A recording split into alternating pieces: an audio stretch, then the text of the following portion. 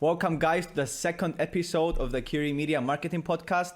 Today we have with us Jessie. Jessie, please give us a true introduction of yourself, how you want to take it, because you have done a lot of things. So I'm not sure where to focus on. So I'll give you all the responsibility to your side. Yeah, I've done a little bit of everything. Got my bachelor's degree in political science, my master's degree in sociology, and I went straight through college. So finished my master's in 2009. But during that time, since I was working in politics, I did work for the Iowa Democratic Party, and I interned on Capitol Hill, and I was really involved, through my master's and also working. And I, throughout my career, did some political campaigns and, focused a lot on those marketing, skills that we use in business marketing as well. So social media, email marketing, things like that, websites. So a lot of the same sort of tactics, but of course, instead of a product, we had a person, which can be much different because a person, can say anything at any time to anyone, and you have to be able to respond to that. But anyway, so, I moved around. I met my husband and moved around a lot, and we ended up going out to California. It was a great time for me to transition into, working with tech companies. They were looking for people who, were active on social media and who also did email marketing. And probably, so the last tech startup I was at was SendHub. It was a SMS application. So it was a mobile application as well as a web-based application. And we help businesses, primarily marketers, mass communicate either automatically or just through a bulk mass text message. And, I worked my way up in all the different roles there, always the solo marketer while I was there up until kind of the end when we brought on a couple interns, but also never afraid to kind of open my horizons. You'll see some like sales titles under my time at SendHub as well. But really, it all just kind of goes hand in hand with marketing. So if you're doing well with marketing, then you're bringing in revenue and it kind of all looks the same. So yeah, and so that led me here to BDEX. I was extremely excited by what David and Michael have created in 2014. They started BDEX. It's the first and arguably the largest data exchange platform in the United States. And so we're able to help marketers. So again, I'm so meta. I market to marketers. It's kind of what I've done at the last 3 startups of B2B, and which I love because, marketers are a great bunch to target, and so right now at BDEX, we're primarily targeting a lot of programmatic media buyers. So people who are doing the media buying for ad targeting at larger companies, also marketing agencies, and, helping them use machine learning to find their ideal customer. So, looking at their existing customer list and running it against thousands of data points to find customers who match that same profile. So, it's really fun because we're doing some cutting edge stuff. And I think the world is only going to become, what's the word, like how data is growing and it's expanding right now. So we're all going to just become more bound by data. I don't want to just say data driven, but all companies are collecting data of some sort, and whether that data is siloed or complete, or it really is going to start to matter in order to communicate properly. So, I'm really passionate about what we're doing here at BDEX, and yeah, grateful to be here. So that's kind of the high level of how I got here. That's amazing. So the first question that I have is for the people who are marketers, so they're just starting out and they're deciding whether they should go to college or not.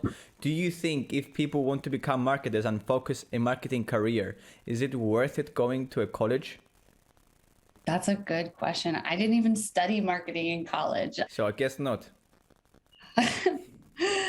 I guess for me, why I liked college was probably more of a personal thing. I felt like it was a major personal growth experience for me. You're forced to learn time management on your own and a lot of really different readings and understand different ideas and put yourself in other people's shoes in terms of just like, different theories and philosophies out there, but also understand the world again in a data-driven way. So I studied sociology and human behavior and complex population. And so sort of taking those complex problems and asking a simple question or making a hypothesis and knowing how to go out and test that properly. So building that sort of methodical background, I think it's important. Also in marketing, like there is that sort of like financial side.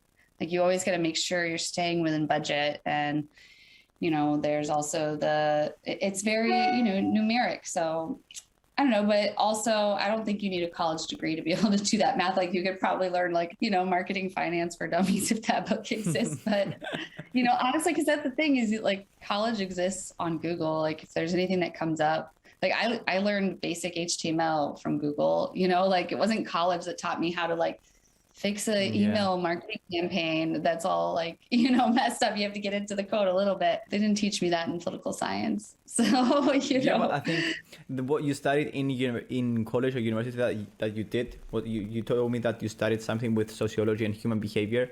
So it's kind of needed in marketing because you have to study human behavior and how they're going to react to different ways of communication that you bring up, like your ad copy and stuff.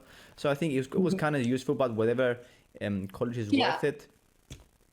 What do you think? A lot of people will say, you know, psychology is better for marketing. And I have some psychology books that I've been reading, but I don't know, I come more from the perspective of like, you know, we are heavily influenced by our social influences, you know, where we are, how we're raised, what our values are. And so being able to put yourself in your audience's shoes, I think is extremely important.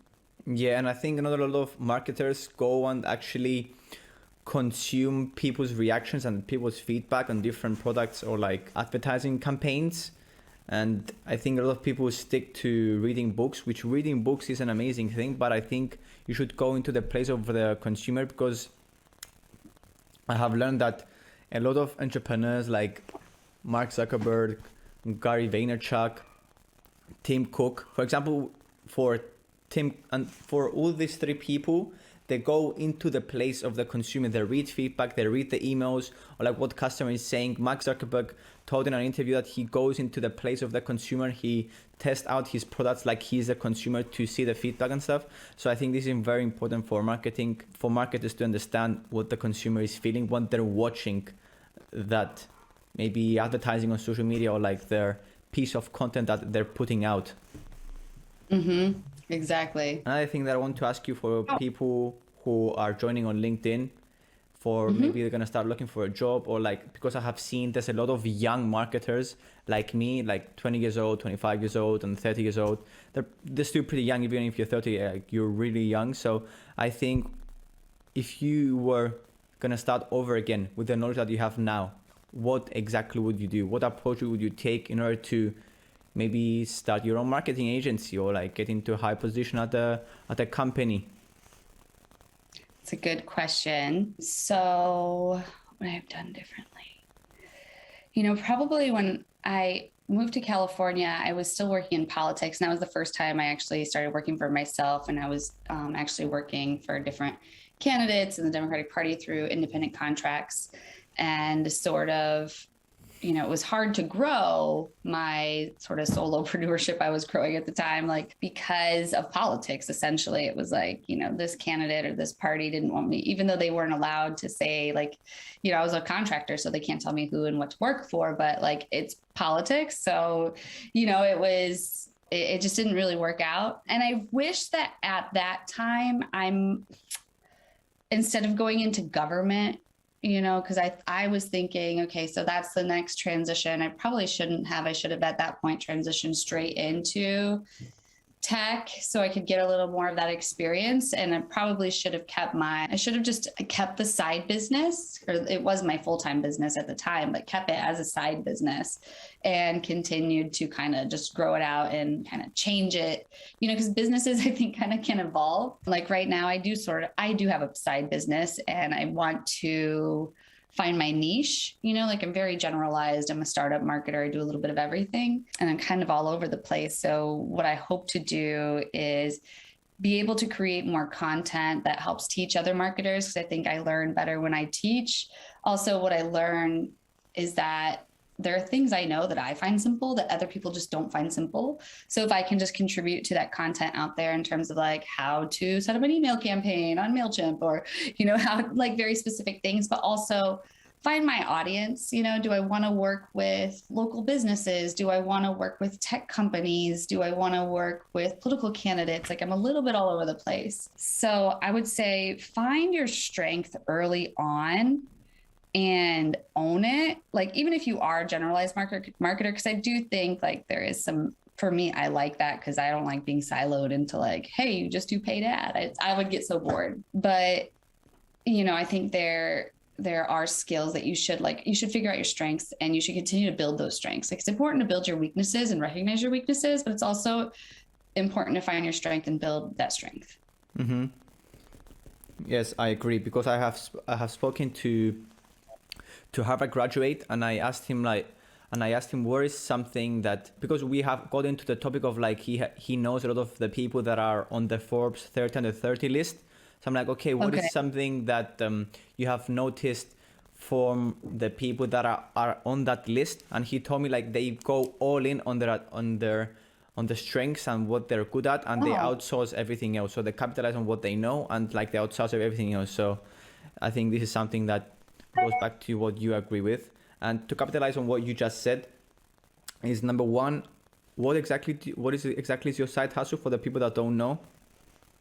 It's called Click Cause, but that's the problem, is it's a little bit of everything right now, helping former employers on whatever marketing campaign when they have questions, like I said, political campaigns. So I've sort of networked all over the place, and, I'm always willing to kind of step in and help. Like last year there was a pandemic, so there were local businesses, like my hairstylist, like everybody needed marketing, so it was sort of an opportunity to just sort of like dabble in everything. But I am now working on identifying my strength, and then I want to be able to teach my strength and then build Click Cause out, so that instead of spending more time on Click Cause, I'm creating more value. So I'm spending less time, increasing revenue and increasing value. So that's my goal. And I think I can get there by finding my strength and honing in on my strength.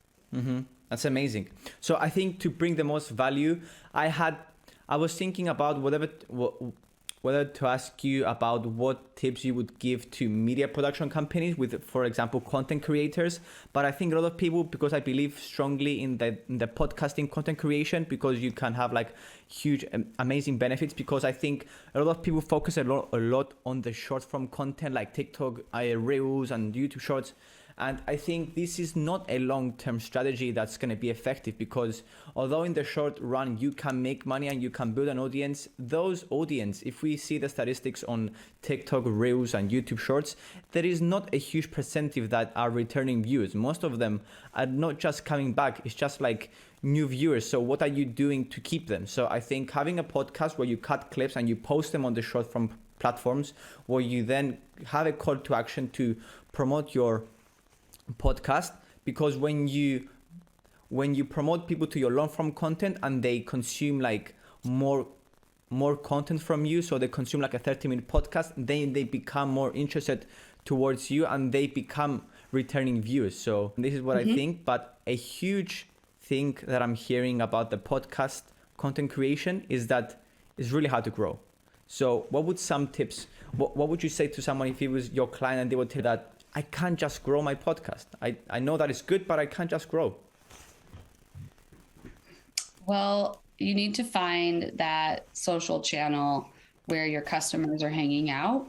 So, if you are a hairstylist, again, for example, and you primarily target moms, which was my hairstylist, and she likes to target other moms because she's a mom. So she feels like when she has clients who also have kids, then it just makes it easier and everyone's understanding. So, that's her thing. So where would she target her audience? I'd say Facebook groups, localized Facebook groups where you can find like local moms groups and make postings and build relationships there, where people are going to find recommendations on where to get their hair done.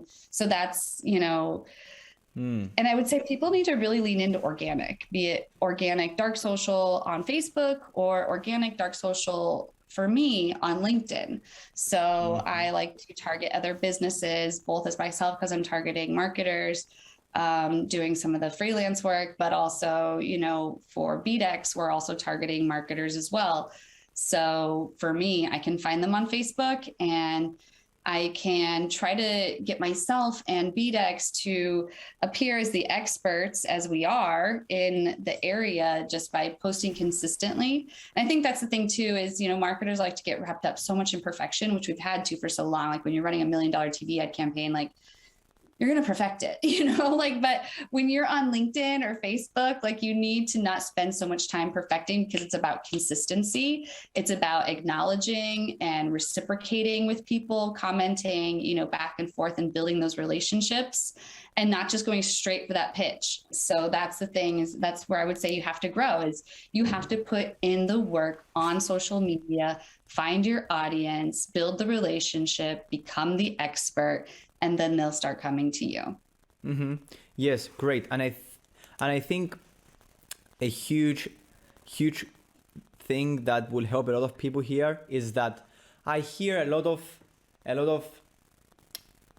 negativity around putting in the effort of engaging with people, because they want the fast solution. They want to go viral. They want to have views. So they focus on width, and they don't focus on depth. So what would you say to someone who is only focusing on width and is not focusing on depth? And so they should engage with people on Facebook groups. They should engage with people on LinkedIn.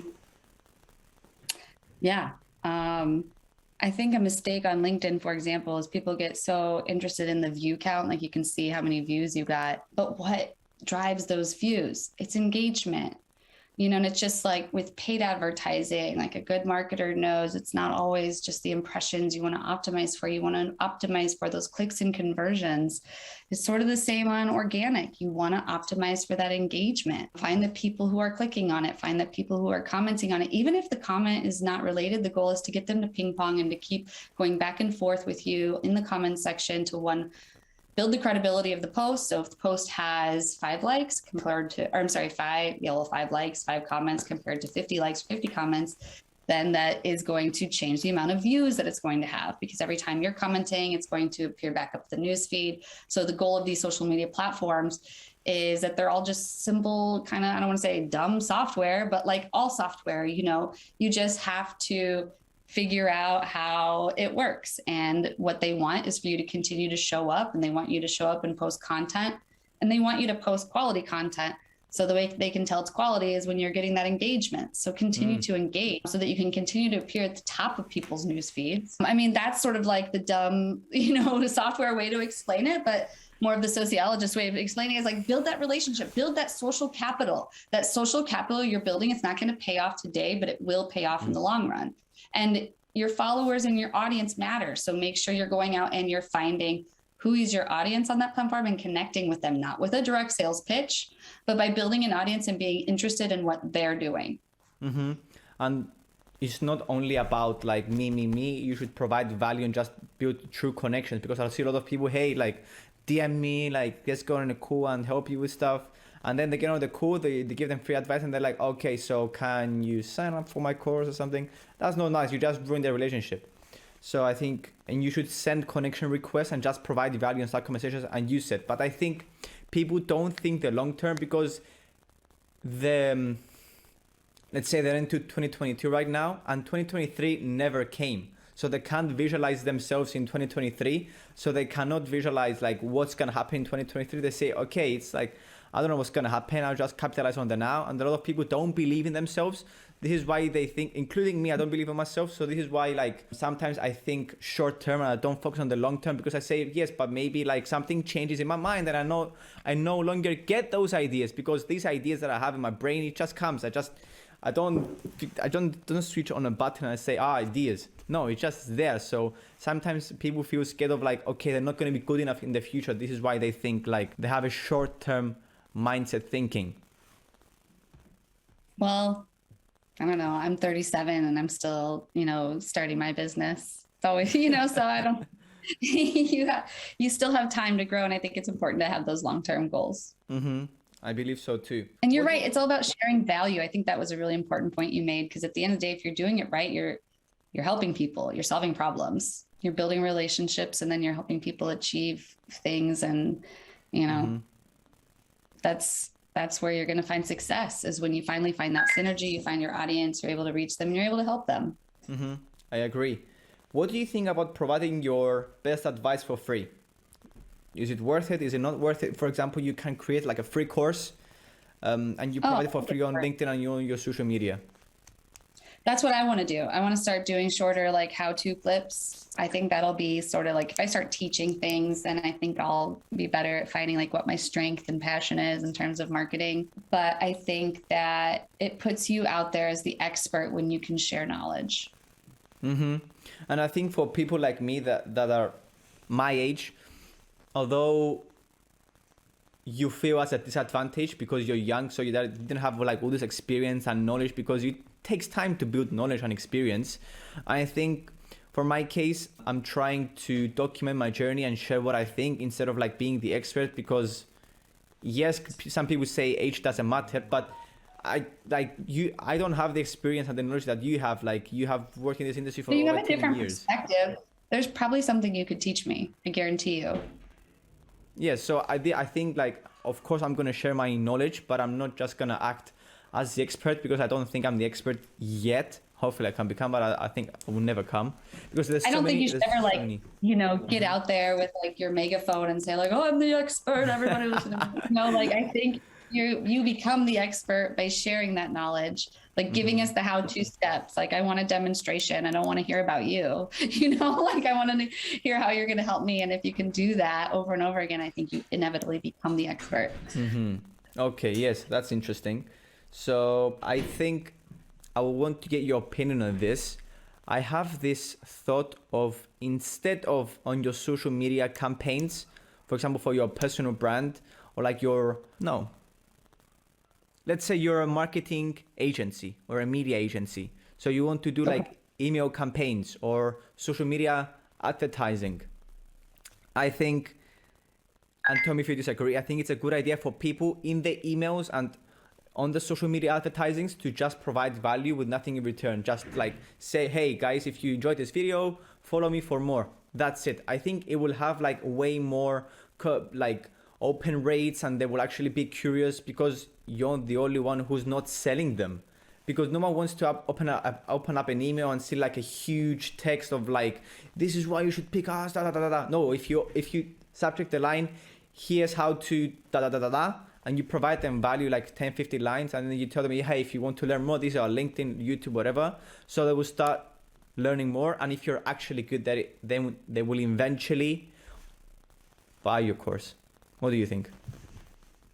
100% with you. I think it all just comes down to building relationships, and especially in, today's economy, people buying from a cold call, in my opinion, it's, the time is, I don't want to say coming to a close, but because the cold call, it's not so much, it shouldn't be so much cold anymore, because by this point you should have followed them. There's a connection. And an analogy I don't think is the best, but I think it like explains it really well in terms of things like, you don't pop the question on a first date, right? You're not asking someone to marry you on the first date.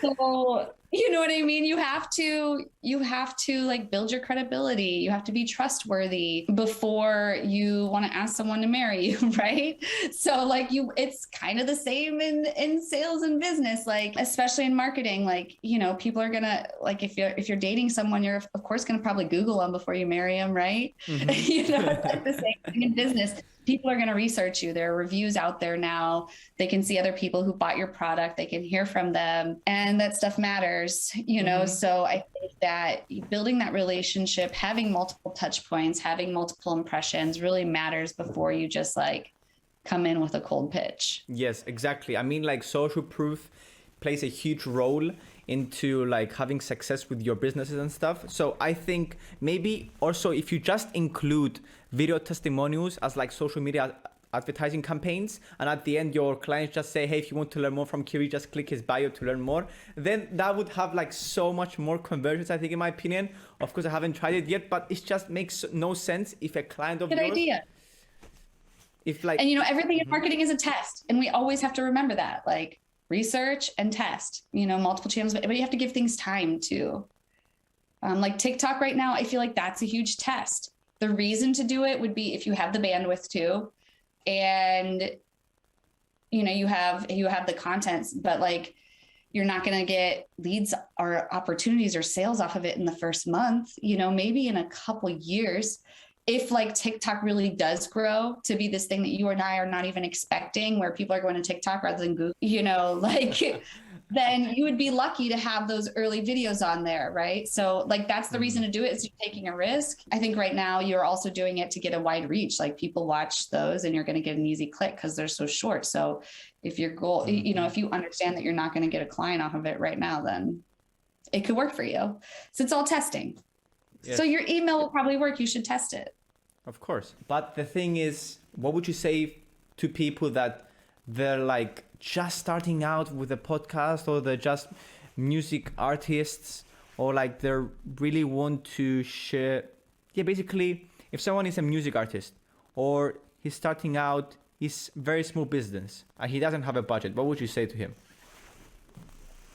Music artist, just starting off, doesn't have a small budget. Like, I think you have to start off with kind of the basics, like who's your audience? What are your goals? Where is your audience? How are you going to find them? And that comes down to, well, where do they congregate? Okay, well then where do you want to perform? You want to perform where they congregate. How do you get in touch? You know what I mean? So I think that there are organic ways to do it. I mean, you could show up at that location and just say, hey, I would like to get on your calendar and play, sometime. Can I get, you know what I mean? You got to make that pitch, but you can also start to build relationships in that community. I'm not in the music business area, so I don't really know, but I did have a friend at one point who was doing a lot of that. And she was highly involved in the community. Like she, you know what I mean? She just knew everybody and like what was coming next, and would go to all the music festivals. And that would be where you could kind of build relationships with people because you're there for several days. But yeah, I think it all just comes down to building a relationship, getting that trust.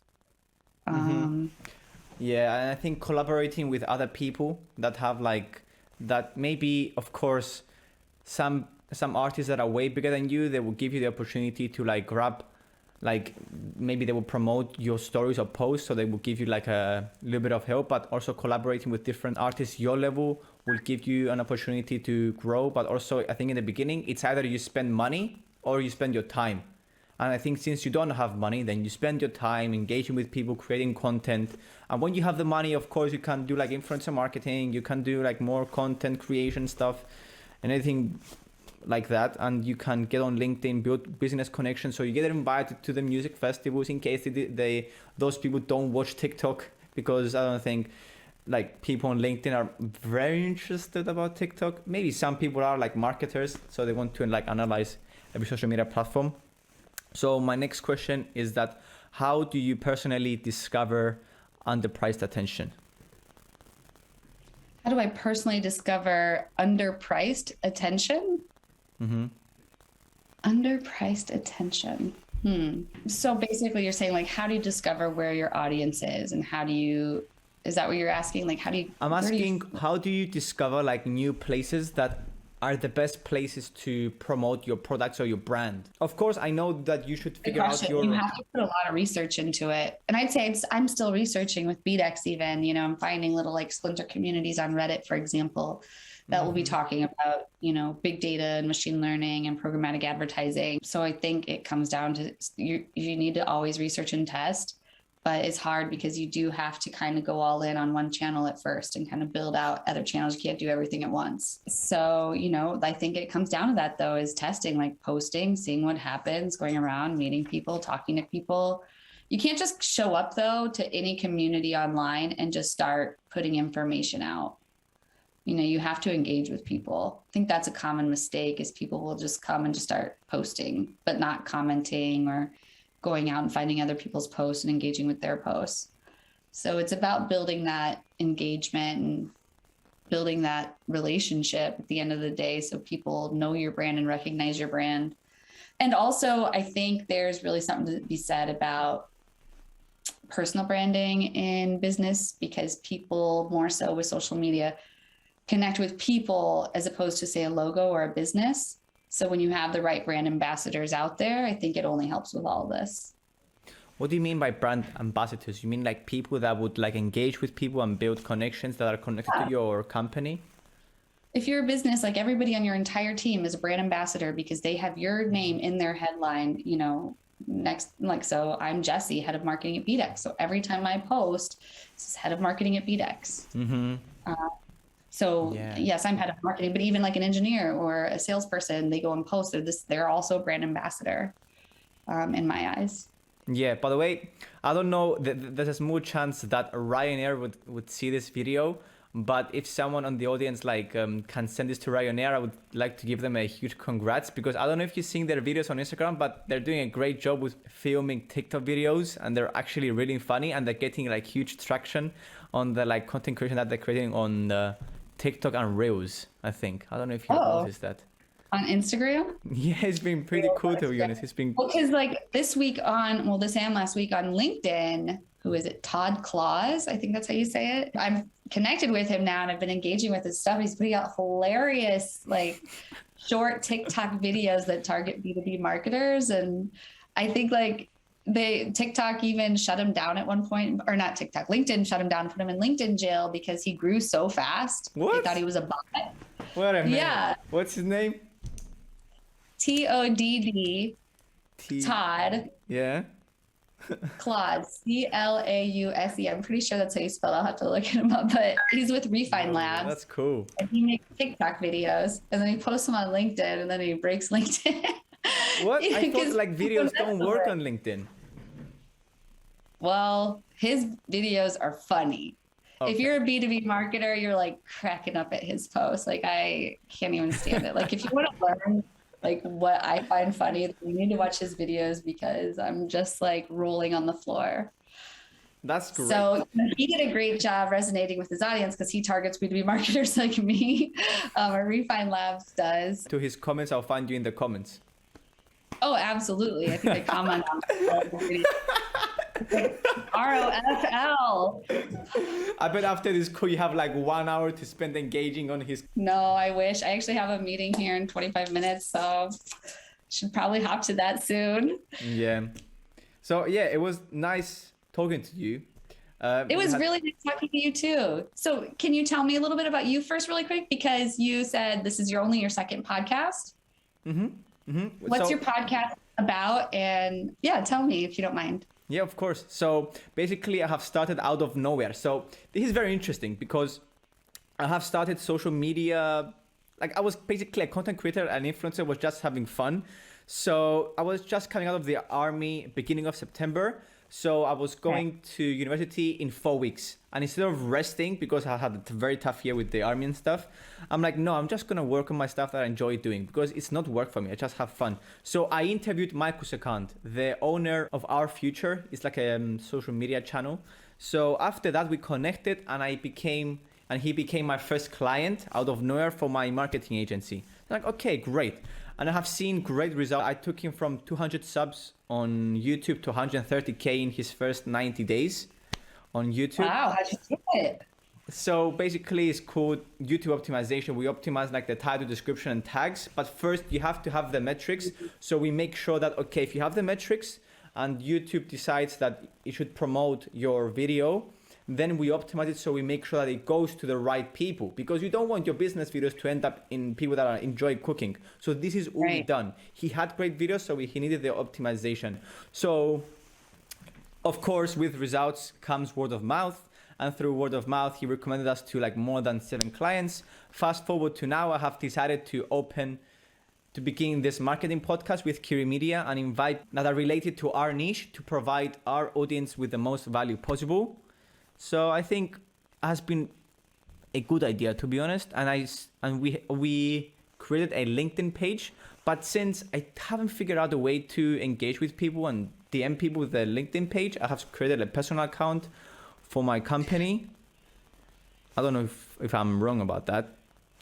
Well, I was going to say, you should create a LinkedIn company page, an official company page, but the company page is going to be harder to grow than a regular personal page. Because as I was saying earlier, people connect with people, not brands. So it takes a while, especially on LinkedIn, to build that credibility.